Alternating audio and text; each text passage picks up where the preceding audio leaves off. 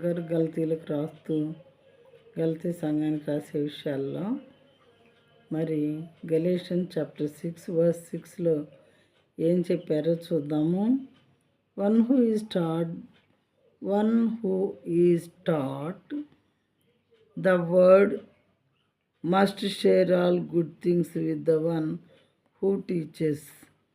వాక్యోపదేశము పొందువాడు ఉపదేశించువానికి మంచి పదార్థములన్నిటిలో భాగం ఇయ్యవలెను.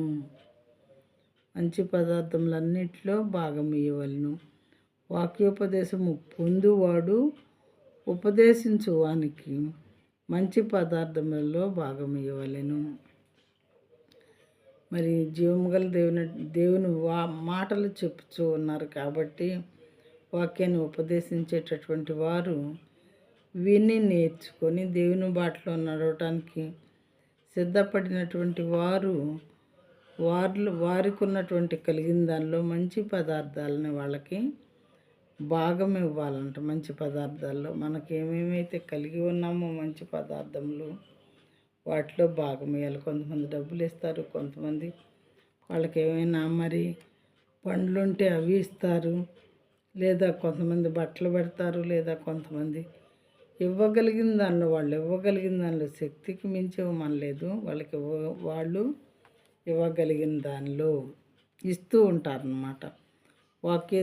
వాక్యోపదేశము పొందువాడు ఉపదేశించువానికి మంచి పదార్థములన్నిటిలో భాగం ఇవ్వవలెను. కొంతమంది ఇలాంటివి చూసి జలసీ ఫీల్ అవుతూ ఉంటారు.